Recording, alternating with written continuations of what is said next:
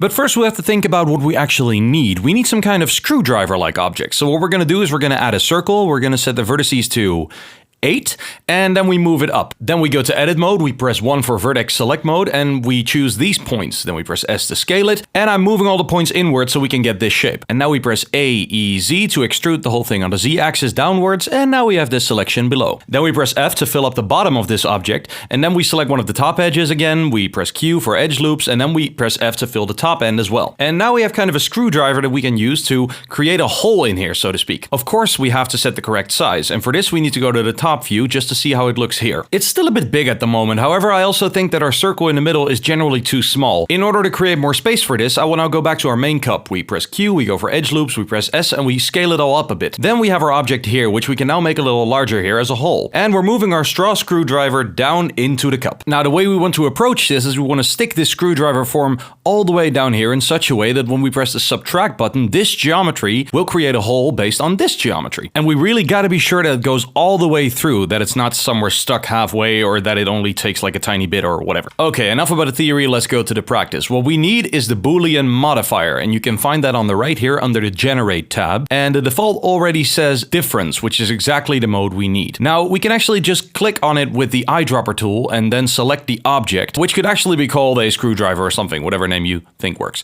Click, and now you can already see our new geometry has been created right here. And the great thing about this is that we can now continue to work non-destructively. You can see the computer has a bit of a hard time with this. So this would be the result if our screwdriver has been up too high. It cuts a bit through the sides, but it doesn't cut all the way through. Now, let's move this thing down on the Z axis, and we can also disable it here now. And now we have this hole where our straw can go through. Okay, but now you see the hole, you're like, okay, we got a hole, that's pretty good, but it still looks shitty.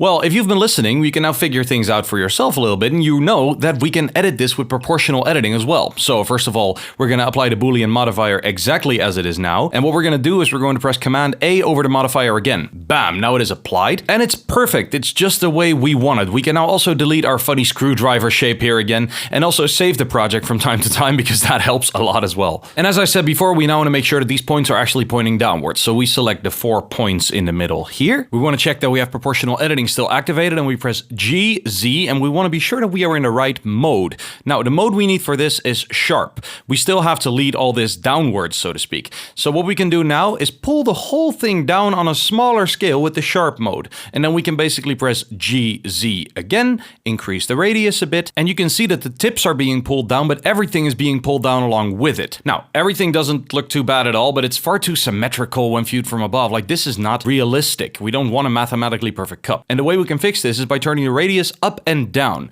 Now we're going to select a few faces here so we can deform it a bit more manually, and that actually removes that perfection. And now we want to put this middle part back together into one cohesive whole with our main cup, so we select all the objects and we press Command J to join everything.